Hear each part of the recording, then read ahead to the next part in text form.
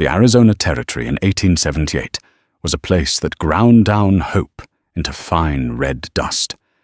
It was a land of ghosts, the ghosts of prospectors, who found only thirst soldiers, who found only unmarked graves, and entire peoples pushed to the edges of existence. This isn't a story about those ghosts. This is the story of a woman who was supposed to become one.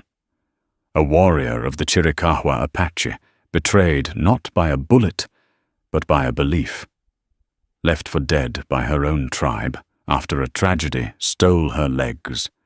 Her story should have ended there, whispered into the wind. But the wind carried her cries to the one man who had nothing left to lose and everything to prove to himself, a lone cowboy whose own ghosts haunted the quiet corners of his desolate ranch. This is the story of Nita and Franklin Hayes, a testament to the fact that sometimes the only tribe that matters is the one you build in the ashes of the life you lost. The sun was a merciless god, hammering the anvil of the Dragoon Mountains. For Nita, a warrior of the Chiricahua people, this was the breath of life. The heat that cooked the air was a familiar blanket, the scent of pinon and dust, the perfume of home. She moved with the fluid grace of a hunter, her moccasins making no sound on the rocky earth. She was not just a woman. She was a provider, a protector, her skill with a bow and knife earning her a respect that transcended gender. Her father, a great warrior named Dasoda High, had taught her the ways of the warrior, seeing in her a spirit fiercer than any of his sons. Today was a day of consequence, the great buffalo hunt. For weeks the scouts had tracked the herd, a dark, moving sea of life that promised sustenance for the coming winter. The survival of their band, led by the aging but still formidable Chief Cochine, depended on this. Nita rode her paint pony, its muscles bunched, and ready a quiver of carefully fletched arrows tight on her back. Beside her rode Goklaye, a warrior whose ambition was as sharp and dangerous as the obsidian tip of his spear. He respected Nita's skill, but saw her as an anomaly, a disruption to the natural order. His gaze often held a flicker of something cold, a resentment that she held a place of honor he felt should belong to a man. The spirits are with us today, Nata. Cochine had said that morning, his voice like the rustle of dry leaves. The wind speaks of a successful hunt. Nita had nodded, touching the small medicine pouch at her belt. She felt it too. A thrum of energy in the earth, a promise. The plan was simple, brutal and effective. A group of riders, Nita among them, would spook the herd from the west, driving them toward a narrow, concealed arroyo where the rest of the hunters waited. It was a dance of controlled chaos they had performed countless times. The signal came the cry of a hawk, imitated perfectly by a scout on the ridge. Nita kicked her pony forward, her own voice, joining the chorus of shouts that startled the grazing beasts. The ground began to tremble. It started as a low rumble, a vibration felt in the teeth, and grew into a thunderous roar. The sea of brown fur and horns began to move, a living avalanche of muscle and panic. Nita was in her element. She weaved her pony through the chaos, her arrows flying true, each one finding its mark behind the shoulder of a running buffalo. She was a part of the storm, her heart pounding in rhythm with the hooves that shook the world. Then the sky betrayed them. It happened without warning. A section of the rocky cliff overlooking the arroyo, weakened by a recent flash flood and shaken by the seismic stampede, gave way. A cascade of rock and earth fell not into the arroyo, as would have been fortunate, but directly into the path of the flanking riders. Panic erupted within the panic. Horses screamed, veering wildly to avoid the rockslide. A young warrior was crushed instantly. Nita's pony, agile and sure-footed, made a valiant leap to the side, its hooves scrabbling for purchase on the unstable ground. It might have made it. But another horse, riderless and mad with fear, slammed into its flank. Nita was thrown. She landed hard, the impact knocking the wind from her lungs. She tried to push herself up her mind, still sharp, her warrior instincts, screaming to find cover. But she couldn't move her legs. She looked down. A massive slab of red sandstone the size of a small cart had pinned her from the hips down. She felt no pain. Not yet. There was only a terrifying, disconnected numbness. The herd thundered past their massive bodies, missing her by inches. The dust was a choking shroud, the noise a physical blow. When the last of the buffalo had passed, and the dust began to settle, she heard the voices of her people. Gochlaya was the first to reach her. He looked down his face, a mask of grim assessment. He saw the rock, the unnatural angle of her body, the blood already beginning to pool in the dust. "The rock has taken her legs," he said to Koshine, who had arrived moments later, his face etched with horror. Nita tried to speak, but only a dry rasp emerged. "Help me," she mouthed. A debate, low and urgent, began around her. The medicine man, old and bound by tradition, examined her.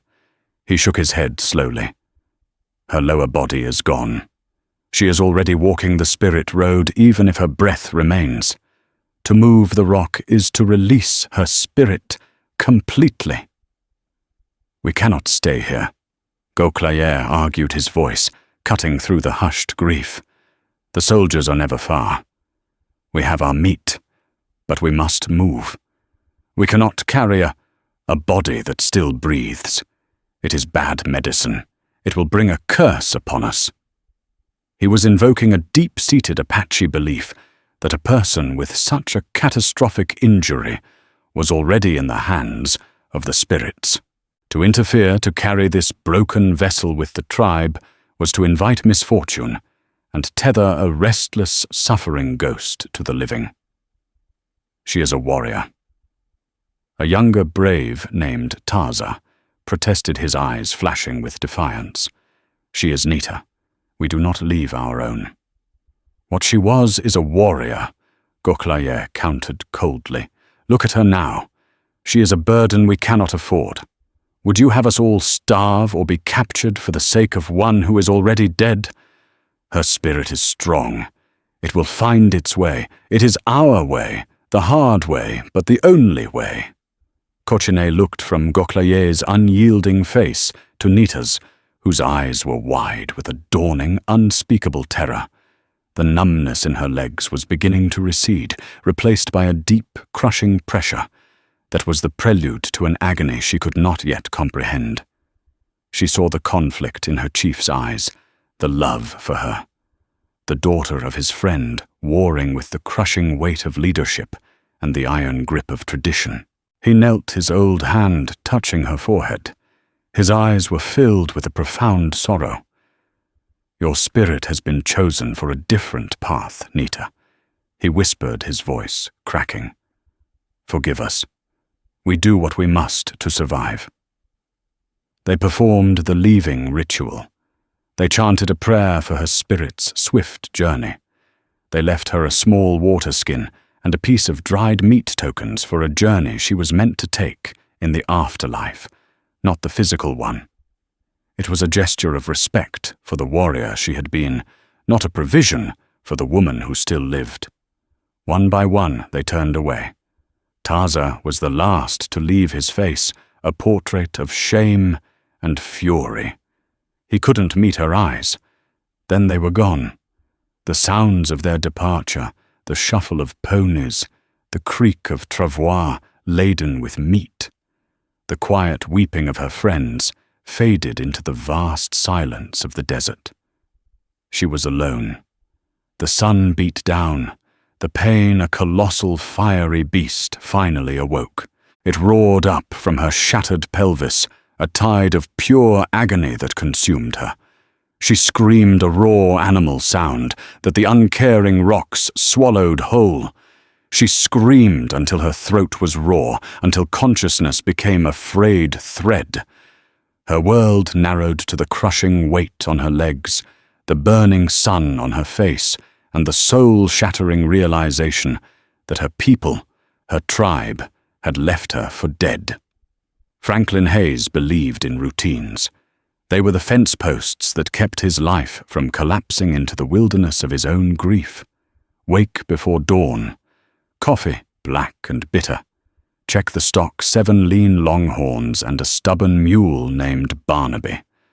Mend the fences. Work the small patch of land by Sycamore Creek that he had bled for. Eat.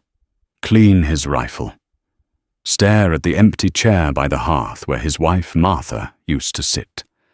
Sleep if the ghosts allowed it. His ranch wasn't much, just a small defensible cabin and a corral nestled in a fold of the hills miles from the nearest town of Purgatory Flats. But it had water, the lifeblood of the territory, and it was his. He'd come west after the war. The horrors of Antietam and Gettysburg seared into his memory, hoping to build a new life. He'd found it for a time with Martha and their son Thomas. Then the fever had come 3 years ago, a silent, merciless thief, and taken them both within a week.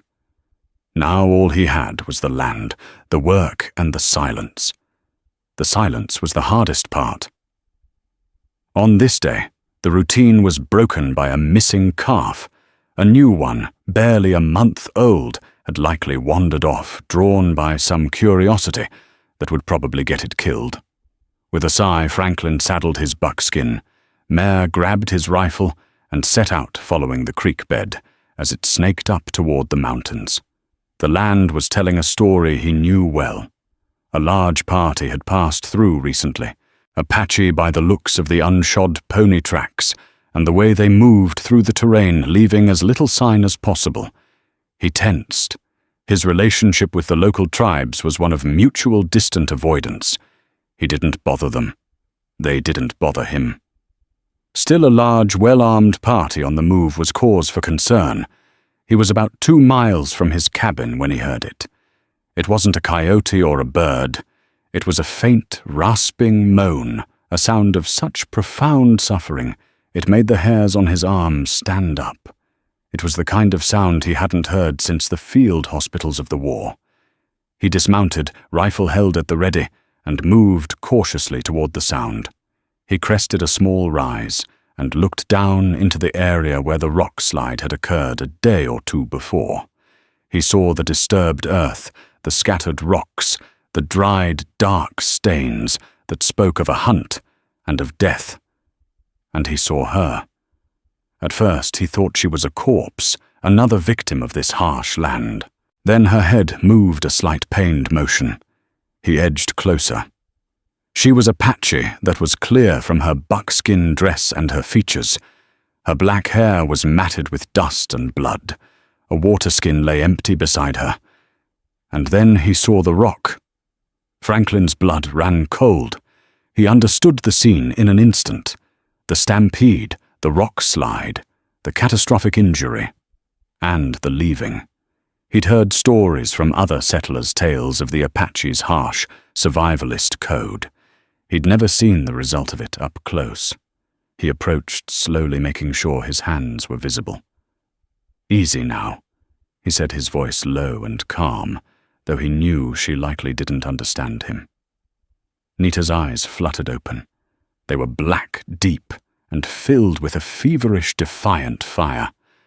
When she saw him, a white man, a Pinda Likoyi, a spark of hatred burned through the haze of her pain.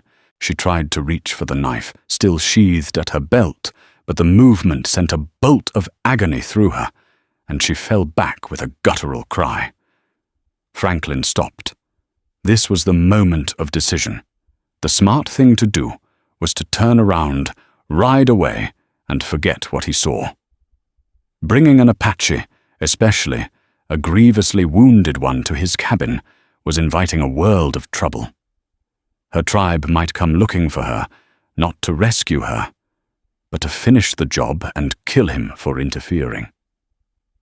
The folks in Purgatory Flats, especially the land-hungry rancher Bartholomew Shaw, would brand him a traitor, an Indian lover, and use it as an excuse to run him off his land. Every instinct of self-preservation screamed at him to leave, but then he looked at her face, contorted in a mask of pain, and he didn't see an Apache warrior. He saw a human being left to be eaten alive by the sun and the coyotes. He saw the same helpless agony he'd seen in Martha's eyes as the fever consumed her. He saw the small, still form of his son. He had been powerless to save them. Maybe he wasn't powerless now. Damn it all to hell, he muttered to himself. The ghosts of his past wouldn't let him walk away. He couldn't. The first task was the rock. It was immense. He spent the better part of an hour with a long, sturdy log he found nearby, using a smaller rock as a fulcrum. He strained his muscles, screaming in protest, the sweat pouring down his face. Finally, with a great groaning heave, he managed to shift the stone slab just enough to pull her free. The sight beneath was grim. Her legs were a mangled ruin of shattered bone-torn muscle and shredded buckskin. The stench of infection was already setting in. He knew with the certainty of a man who had seen too much battlefield carnage that the legs could not be saved. It was amputation, or a slow, agonizing death from gangrene. He fashioned a makeshift travois from 2 long poles and his saddle blanket. Gently, carefully, he lifted her. She weighed next to nothing. She had been conscious through the ordeal with the rock, her teeth clenched, silent tears streaming down her dusty cheeks. But the movement and the fresh wave of pain finally pushed her over the edge, into blackness. The journey back to the cabin was a slow, grim procession. Franklin led his mare, constantly looking back at the still figure on the travois. The silence he had come to dread was now filled with a purpose that both terrified and invigorated him. He had just invited the wilderness in its most raw and dangerous form into his home. The ghost of Sycamore Creek now had a companion. He got her inside and laid her on his own bed, the one he and Martha had built together. He cut away the ruined buckskin, his hands surprisingly gentle. He cleaned the wounds as best he could with whiskey and boiled water, his face set in a grim mask. She was burning with fever, her breathing shallow. He knew what he had to do. He went to the small chest where he kept his past. Beneath his folded uniform and a tintype of his family, he pulled out a leather roll. He unrolled it on the table. Inside were the tools of a Civil War field surgeon, a bone-saw clamps and sharpened knives. He had been a hospital steward tasked with the gruesome work of holding men down while the surgeon did his work. He had learned by watching, by holding shattered limbs, by hearing the screams. He spent the rest of the day boiling the instruments, sharpening the saw, and drinking a steady amount of whiskey himself, not for courage, but to numb the part of him that was screaming at the butchery he was about to perform. As dusk fell, he lit every lamp in the cabin. He looked at the unconscious woman on his bed. "Lord, forgive me for what I'm about to do," he whispered to the empty room. "And forgive me if I do it wrong." He took a deep breath, picked up the whiskey-soaked rag to hold over her mouth, in case she woke, and began the work that would either save her life or end it. Nita awoke to a world of white fire. The agony was a living entity, a predator that had consumed her legs and was now gnawing its way into her soul. For a moment, she didn't know where she was. Not the sun-scorched earth, not the spirit road. She was in a small room made of wood, the air thick with the smell of pine coffee and something else, the coppery tang of her own blood. She tried to sit up, and a scream tore from her throat as the movement sent lightning bolts of pain through her. Her eyes shot down to her body, covered by a rough wool blanket. She threw it off and saw. Below her knees there was nothing, only thick, crude bandages, stained dark with blood wrapped around the stumps of her legs. A guttural wail of pure animal despair erupted from her, a sound of such profound loss it seemed to shake the very logs of the cabin. Her legs, her speed, her grace, her ability to hunt, to dance, to walk the earth as a free woman gone. She was no longer Nita the warrior. She was a broken thing, a piece of a person. The cabin door opened, and the white man the Pinder entered. He carried a bowl of thin broth. He stopped when he saw her awake, saw the look in her eyes. It was a look of pure, undiluted hatred, a feral glare that promised death. He set the bowl down on a small table, well out of her reach, and held his hands up in a placating gesture. "Easy," Franklin said softly. "You've been feverish for 3 days. You need to eat." Nita spat at him, the saliva falling short. She spoke in her own tongue, her voice a raw rasp. "I will kill you. When my brothers find me, they will cut out your heart and feed it to the dogs." Franklin didn't understand the words, but he understood the tone. He just nodded slowly. "I expect they'll try," he said, his voice weary. "But they left you. I didn't."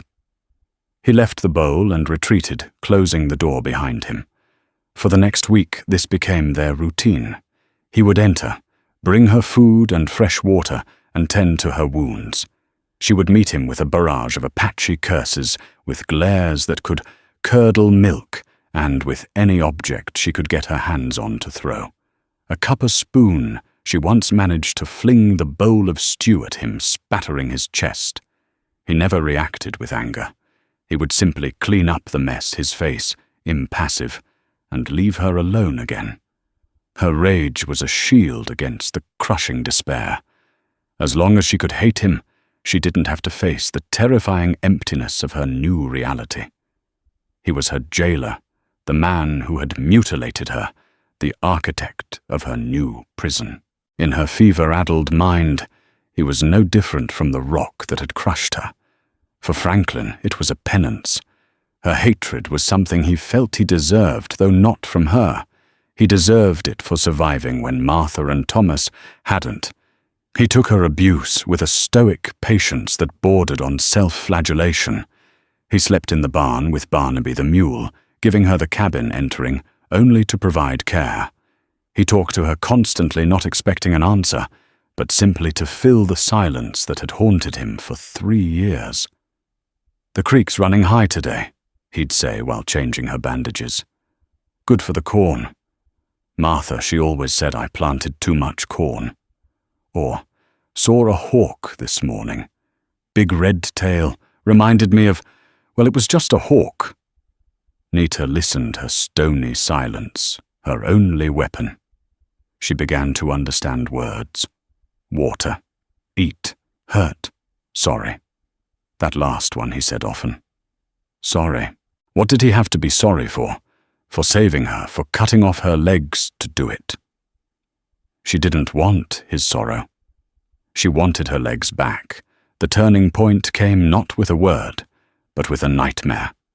2 weeks into her recovery, the fever had mostly broken, but the phantom pains began.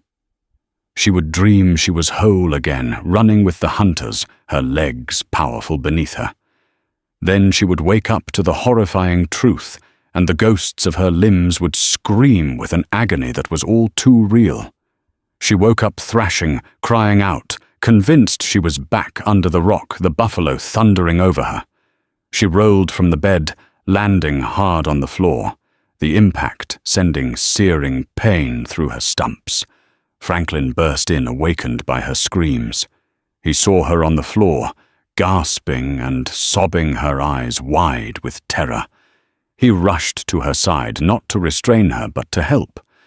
"It's all right," he said, his voice urgent. "You're safe. It's just a dream." Instinctively, Nita clawed at him, her nails scratching his arm. He winced but didn't pull away. Instead, he gently took her by the shoulders. "Nita," he said. He had learned her name from the delirious whispers in her fever. "Nita, you are safe here." Something in his voice and his touch broke through her wall of rage and terror. For the first time, she wasn't looking at a white man, an enemy. She was looking into the eyes of someone who understood pain. His eyes, she realized, held the same haunted, hollowed-out look she saw in the faces of warriors who had lost their families in raids. He was scarred, just like her, but his scars were on the inside. Her fight drained away, replaced by a wave of shuddering sobs. She collapsed against him, her tears soaking the front of his shirt, and wept for her lost legs, for her lost life, for the tribe that had abandoned her. Franklin just held her, patting her back, awkwardly, his own ghosts swirling around him. In that moment, they were not Apache and white man. They were simply two survivors clinging to each other in the dark. After that night, the silence in the cabin changed. It was no longer a weapon, but a space they began to fill. Communication was a clumsy dance of gestures and single words. She would point to the fireplace and say, "Ku." He would nod and say, "Fire." He would point to the sky and say, "Sky." She would reply, "Ya." She began to heal. Franklin was meticulous in his care, keeping the wounds clean. The physical pain began to dull into a constant, manageable ache. She learned to move, to drag herself from the bed to the chair by the fire, her arms and shoulders strengthening. One afternoon, a threat from the outside world intruded on their fragile peace. Two riders approached the cabin. Franklin saw them coming, and his face hardened. "Stay inside," he told Nita, his voice low. "Don't make a sound." He stepped onto the porch with his rifle held loosely in his hands. The men were Bart Shaw's hired muscle Wes and Lonnie. They were rough men with mean eyes and cruelly downturned mouths. "Hayes." Wes grunted, spitting tobacco juice near Franklin's boot. "Mr. Shaw sent us. He's getting mighty thirsty over on his spread. Says this creek of yours is looking awfully full." "This creek is on my land," Franklin said, his voice even. "The deed is filed proper in Tucson. You tell Mr. Shaw to mind his own property." "Mr. Shaw figures what's his is what he can take." Lonnie sneered, his hand drifting near the pistol on his hip. "And he's heard some funny stories. Stories about you keeping company you shouldn't be keeping. My company is my own," Franklin said, his knuckles white on the stock of his rifle. From inside, Nita watched through a crack in the door. She saw the two men, their aggressive postures, the way their eyes scanned the property with greedy intent. She understood threat, and she saw Franklin standing alone against them. Wes's eyes flicked to the cabin. "Smells like Injun in there, Hayes. You're harboring a redskin. That's a good way to get yourself burned out." As Lonnie took a step forward, a sudden sharp thwack echoed from the side of the cabin. A small rock, thrown with incredible force and accuracy, struck a metal bucket hanging by the barn, making it clang like a gunshot.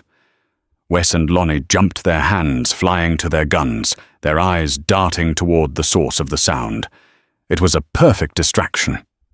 In that split second of confusion, Franklin raised his rifle, the click of the hammer being cocked unnaturally loud in the sudden silence. "I think you boys were just leaving," he said, his voice deadly calm. Wes and Lonnie exchanged a nervous glance. They were bullies, not fools. The odds had just shifted. They hadn't seen who threw the rock, but the woods were suddenly full of menace. They backed their horses up slowly. "This ain't over, Hayes," Wes growled. "Mr. Shaw gets what he wants." They rode off, kicking up dust. Franklin waited until they were out of sight before lowering his rifle, his shoulders slumping slightly. He turned and went back inside. Nita was sitting by the hearth, her face impassive. A small pile of smooth, palm-sized rocks sat on the floor beside her. She didn't look at him, but her message was clear. She had chosen a side. Franklin looked at her, then at the rocks, and a slow smile touched his lips for the first time in a very long time. "Reckon I owe you one," he said. Nita just nodded, a flicker of something new in her eyes. It wasn't hatred. It wasn't pity. It was the first spark of partnership. The incident with Shaw's men created a subtle but profound shift in the cabin's atmosphere. The shared threat had forged a bond stronger than any words they had yet learned. Franklin no longer saw Nita as a patient, a burden he had taken on out of guilt. He saw a partner, a survivor whose spirit was far from broken. Nita in turn began to see past the white face of her rescuer to the steadfast man beneath. He had not flinched, had not backed down. He had protected their home. Their home. The thought was as startling as it was comforting, but Franklin saw the frustration that gnawed at her. She was a creature of the open sky, now confined to the four walls of his cabin. He would watch her stare out the window for hours, her eyes tracking the flight of an eagle or the distant movement of deer, a deep, painful longing etched on her face. Her powerful arms allowed her to pull herself around the cabin floor, but to go outside meant dragging her body through the dirt, a slow and demeaning process she undertook only when absolutely necessary. One morning he came in from the corral with a determined look in his eye. "This isn't right," he said, more to himself than to her. "A cage is a cage, no matter how safe." He disappeared into the small barn that served as his workshop. Nita could hear him all day, the sound of sawing and hammering echoing across the small yard. He was a rancher, not a carpenter, and the sounds were often punctuated by frustrated curses. He emerged at sundown, covered in sawdust, dragging a strange contraption behind him. It was crude, ugly, and utterly brilliant. He had taken the seat from a broken buckboard wagon and mounted it low between two large wheels he'd scavenged from an old piece of farm equipment. In front of the seat, he'd attached a smaller, pivoting wheel for steering. It was essentially a low-riding, three-wheeled chair, a frontier wheelchair built of scrap wood, stubbornness, and empathy. "It ain't pretty," he said, wiping sweat from his brow, "but the wheels turn. Thought maybe it would be better than the floor." Nita looked at the device, her expression unreadable. Franklin's heart sank a little, thinking he'd made a mistake, that he'd insulted her with this clumsy offering. He started to stammer an apology, but she held up a hand to silence him.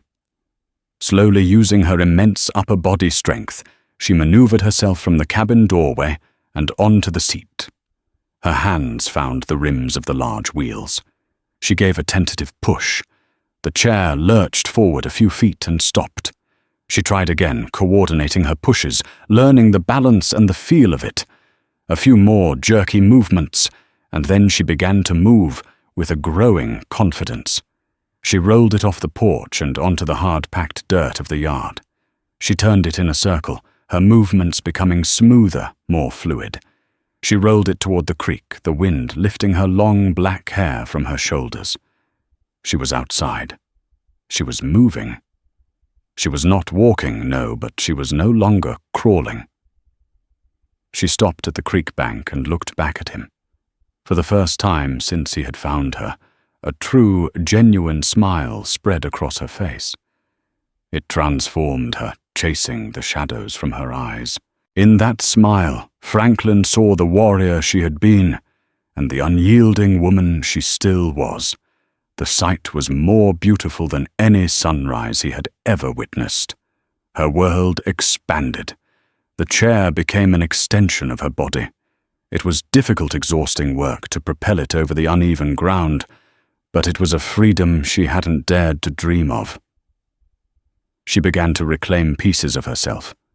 She couldn't track a deer for miles, but she could sit hidden in the brush near a game trail, her bow in her lap, and wait with a patience Franklin could only marvel at. Her arrows, fletched with a skill he'd never seen, began to supplement their food supply with rabbit and quail. She taught him things. She showed him how to read the land in ways he never knew, to see the subtle signs of water, of animal movements, of the changing weather. She taught him which plants were medicine and which were food, crushing leaves in her hands for him to smell. He in turn taught her more English. Their conversations grew from single words to halting sentences, a new language forged between them. He learned of her life before, of her father de Soda High and the pride he had in her, of the cold ambition of Gauclayer, of the deep, gut-wrenching shame of being left behind. She spoke of it without tears, now her voice low and hard like stone. She learned of his life, of Martha's kindness and laughter, of little Thomas's fascination with insects and the stars. He spoke of them with a quiet reverence, the pain still present, but softened by the act of sharing it. In the evenings they would sit by the fire, the silence now comfortable filled with unspoken understanding.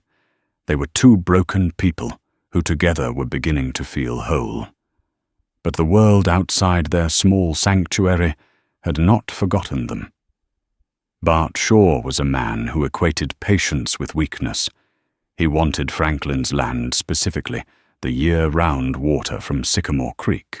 His own wells were running dry, and his massive herd was suffering. He had tried intimidation, and it had failed. Now he would turn to strangulation. One morning, Franklin went to the creek to fill their buckets and found it had slowed to a muddy trickle. "Nita!" He yelled, his voice sharp with alarm. She wheeled herself to the door. He didn't need to explain. The near-silent creek bed said everything. "Sure." Franklin bit out his jaw tight. "He's damned it upstream." He saddled his mare, his face a thundercloud. "I'm riding up there. This is my water, my right." "Wait," Nita said. It was one of the first times she had used the word to command him. She pointed to his rifle, then to herself, then back to the rifle. She wheeled herself to the cabin wall, where a spare bow and a full quiver were hanging. With deliberate movements, she strapped the quiver to the back of her chair and laid the bow across her lap. Her meaning was clear. "You are not going alone." Franklin hesitated for only a moment. The idea was insane. Taking a legless woman in a homemade chair into a confrontation with armed men. But then he looked at the set of her jaw, the fire in her eyes, and he knew two things: she would not be left behind, and he would be a fool to go without her. "All right," he said with a nod. "All right. We go together." He fashioned a leather tow rope from the barn, tying one end to his saddle horn and the other to the front of her chair. It was a strange sight, the cowboy on his horse, pulling the Apache woman in her wheeled contraption behind him. But as they moved up the creek bed, following the muddy trail where the water used to be, there was nothing strange about it. There was only a grim shared purpose. They were a tribe of two riding out to defend their territory. The journey up the dry creek bed was slow and arduous. The wheels of Nita's chair sank into the soft mud, and Franklin had to dismount frequently to help pull her through the worst patches. They moved in silence, the only sounds the creak of the leather, the plodding of the horse, and their own strained breathing. The air grew heavy with a tension that was more than just the midday heat. They found the dam about a mile upstream, just past the boundary of Franklin's property. It was a crude but effective barrier of logs, rocks, and packed mud thrown hastily across the narrowest point of the gorge. On the other side, the water pooled deep, and still a theft made manifest. Wes and Lonnie were there, along with 2 other hired guns Franklin didn't recognize. They were watering their horses, laughing and talking confident in their work. But Shaw himself stood on a nearby rise, overseeing his victory, a portly man in a waistcoat that seemed out of place in the rugged landscape. Shaw spotted them first. His laughter died, replaced by a sneer. "Well, look what the buzzards dragged in, boys. It's the farmer and his pet." Franklin pulled his horse to a halt, untying the tow rope. Nita maneuvered her chair into the shade of a large boulder, her movements quiet and deliberate. She was no longer a victim being pulled. She was a warrior taking a position. "This is my water, Shaw," Franklin called out, his voice echoing slightly in the gorge. "You know the law. Riparian rights go with the land. Tear down that dam." Shaw chuckled, a rich, unpleasant sound. "The only law out here, Hayes, is the law of who's got more men and more guns. And you, my friend, appear to be short on both. Now I'll make you one last offer. Sign your deed over to me for $100, and I'll let you and your companion ride out of here with your lives. Refuse, and we'll just water our cattle on your grave." Wes and Lonnie fanned out their rifles, coming up. Franklin dismounted, using his mare for cover as he leveled his own rifle. The classic standoff, 4 guns against 1. The outcome seemed inevitable, but they weren't counting on Nita. From her position behind the boulder, she had a clear, angled view of the men. They were focused on Franklin, seeing her as a helpless cripple, an object of ridicule. They didn't see the bow in her lap. They didn't see the arrow she had silently knocked to the string. Her target was not a man. It was something far more strategic. High on the gorge wall above Wes, a large, precariously balanced rock jutted out, loosened by the same reins that had weakened the cliff face during the buffalo hunt. "Last chance, Hayes!" Shaw shouted. Franklin's mind raced. He could maybe take 1, maybe 2, but they would get him. It was a suicide play. He glanced toward Nita, a flicker of despair in his eyes. She met his gaze and gave a single, almost imperceptible nod. It said, "Trust me." He turned his attention back to Shaw. "You'll have to kill me to take it, Shaw." It was the signal Nita needed. As Shaw opened his mouth to give the order to fire, she drew the bowstring back to her ear. The muscles in her shoulders and back, strengthened by months of propelling her own body weight, bunched. She released. The arrow flew, not with a deadly hiss, but with a high, arching grace. It wasn't aimed at flesh. It struck the gorge wall just beneath the precarious rock with a sharp crack. The impact, combined with the rock's own instability, was enough. With a grinding groan, the massive boulder tipped and fell. Wes looked up, his eyes wide with terror, a strangled cry dying in his throat. He didn't have time to run. The boulder crashed down, missing him, but landing with titanic force on the ground nearby. The impact shook the entire gorge. Wes was thrown from his feet, his rifle flying from his hands. The distraction was total. All eyes, including Franklin's, jerked toward the crash. In that instant, Nita had another arrow nocked. This one flew straight and true, burying itself deep in the shoulder of the man standing next to Lonnie. He screamed and dropped his rifle, clutching the feathered shaft. Franklin reacted instantly. He fired not at a man, but at the ground, in front of Lonnie's feet, the bullet kicking up a spray of dirt and rock fragments that stung Lonnie's face and sent his horse rearing in panic. The fight was over before it had truly begun. One man was wounded and screaming, another was disarmed and terrified, and Lonnie was fighting to control his panicked mount. It had all happened in less than 5 seconds. Shaw stared, his face pale, his jaw slack. His perfect plan, his overwhelming force, had been shattered by a woman in a chair and an arrow that hadn't even killed anyone. He looked from his routed men to Nita, who was already knocking a third arrow, this one aimed squarely at his chest. He saw no hesitation in her eyes, only cold, lethal promise. He swallowed hard. "All right," he croaked, raising his hands. "All right, you've made your point." But the reckoning was not yet over. From the ridge above them, a new sound arose, the high, ululating cry of an Apache war party. Franklin's heart plummeted. He thought they were doomed, caught between two enemies. But as a dozen Chiricahua warriors on horseback appeared on the rim of the gorge, he saw they weren't looking at him. Their eyes were fixed on Nita.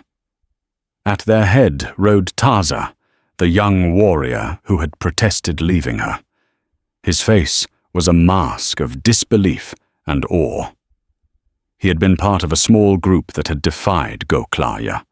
Racked with guilt, they had broken from the main band weeks ago to return to the site of the rock slide, to give Nita a proper burial and honor her spirit. They found the moved rock the tracks of a shod horse and a travois, and they had been following the trail ever since, fearing they would find her body in a white man's camp or worse. Instead, they found her alive. Not just alive, but fighting a queen in her strange chariot, holding a half-dozen armed men at bay, with nothing but a bow and an unbreakable will. They saw the white man, Franklin, fighting not against her, but with her. Taza let out a fierce cry, a call to his warriors, and they swept down into the gorge like a storm. It was not a battle for land or water. It was a battle for honor. They fell upon Shaw's remaining men with a terrifying fury. Shaw, Wes, and Lonnie, seeing the tide turn, so completely abandoned their wounded man and fled riding for their lives. The Apaches did not pursue. They reined in their ponies, forming a semicircle around Nita and Franklin. The gorge fell silent, save for the moans of the wounded man and the gentle gurgle of the creek as a few of the warriors began tearing down the dam. Taza dismounted and walked toward Nita. He stopped a few feet away, his eyes taking in her bandaged stumps, her wheeled chair, and the fierce pride that still burned in her face. He dropped his gaze to the ground, a gesture of profound shame and respect. "Nita," he said in their native tongue, his voice thick with emotion. "We were told your spirit had already departed. Goklaye's path proved to be a dark one. His leadership led to a disastrous raid against the soldiers. Many were lost. Kochine's heart was broken. We came back to find your bones to ask forgiveness from your spirit." He looked up, his eyes meeting hers. "And we find you alive, a warrior still." He looked at Franklin, who stood warily by his horse, his rifle held low. The Apache warrior's gaze was long and searching, devoid of its earlier malice. He saw not an enemy, but the man who had done what they had failed to do. "We are here to take you home, Nita," Taza said. "Your place is with the people. We will care for you. You will be honored." The offer hung in the air, heavy with history and obligation. Home. The word struck a chord deep within Nita, a longing for the familiar smell of the campfires, the sound of her own language spoken in laughter, the faces of her people. For a moment, she saw it all clearly, a life of honor, yes, but also a life of dependence. She would be cared for, revered as a living legend, but she would be an icon, a symbol, not a partner. She would be Nita, the survivor, her days spent telling stories, her life defined by the tragedy that had befallen her. She looked at the faces of Taza and the other warriors. They were her blood, her past. Then her gaze shifted to Franklin. He stood quietly, his face unreadable, leaving the choice entirely to her. He would not ask her to stay. He would not fight for her against her own people. He had given her back her life, and now he was giving her back her freedom in the truest sense of the word. She thought of the long, silent nights in the cabin that had slowly turned into nights of shared stories. She thought of the crude, beautiful chair he had built for her, not out of pity, but out of a deep, unspoken understanding of her need for dignity. She thought of his haunted eyes, and how lately she had seen the ghosts in them begin to recede. Here in this small, quiet corner of the world, she was not a symbol. She was not a burden. She was a woman. She was a partner. She was half of a whole. Nita turned her gaze back to Taza. She spoke her voice, clear and strong, resonating with a certainty that left no room for argument. "Shike, my friend," she said, using the word for my friend, with deep affection. "You honor me. My blood is Chiricahua, and my heart will always hear the songs of our people, but my home is no longer there."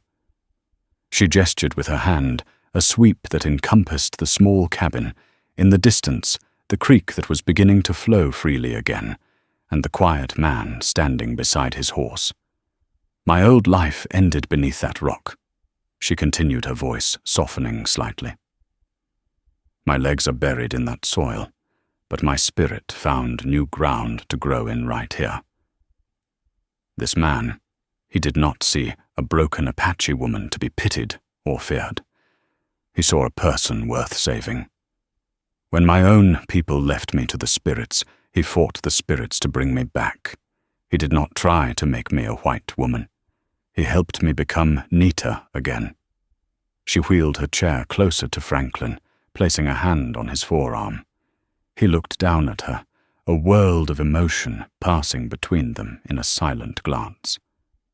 "My tribe left me," she said, looking directly at Taza, her voice ringing with the finality of her choice. "So I have made a new one. He is my tribe." Taza stood for a long moment, the truth of her words settling over him. He saw the way she looked at Franklin, the way he stood by her side. It was a bond he could not break, and he knew he had no right to. He gave a slow, solemn nod. "The spirits work in ways we do not understand," he said. He then stepped forward and addressed Franklin, directly speaking in the broken English he had learned from traders. "You are a good man, Franklin Hayes.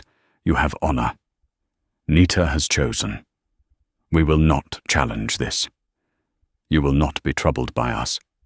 Live well." With that, Taza turned, mounted his pony, and led his warriors away. They rode out of the gorge, leaving the wounded hired gun to his fate, and the dam in ruins. They vanished as quickly as they had appeared, melting back into the landscape. Franklin and Nita were left alone in the sudden, profound silence. The creek whispered as it began its journey downstream again, back toward their home. Franklin looked at Nita, his heart full of a feeling he thought he would never experience again. It was more than gratitude, more than relief. It was peace. "A tribe of two," he said softly, a small smile playing on his lips. Nita smiled back, her hand still resting on his arm. "A tribe of two," she agreed. He tied the tow rope back to her chair, and they began the slow journey home. But this time, it felt different. They weren't a man and his patient, or a cowboy and an Apache. They were Franklin and Nita. They were partners, survivors, founders of their own unique nation in the heart of a territory that had tried and failed to break them both. As they approached the small cabin, it stood not as a shelter from the world, but as the capital of their tiny, resilient kingdom, built on a foundation of scars, respect, and a love as rugged and enduring as the land itself. The story of Nita and Franklin Hayes doesn't appear in the official histories of the American West. There are no monuments to a lone cowboy, or the warrior he refused to let die. Their legacy isn't written in books. It was written in the flowing waters of Sycamore Creek, in the shared warmth of a cabin hearth, and in the quiet strength of two people who found a future in the wreckage of their pasts. Their story reminds us that history isn't just about grand battles and famous names. It's about the profound, world-changing choices made by ordinary people in extraordinary circumstances. It shows us that courage isn't about the absence of fear, but about acting in spite of it, and that the strongest tribes are often the ones we build ourselves, forged in compassion and mutual respect. If their incredible story of survival and unlikely partnership moved you, please help us share it. Hit that like button, share this video with someone who appreciates tales of the true grit of the West, and be sure to subscribe to our channel for more stories that bring the forgotten corners of history to life. Thank you for listening.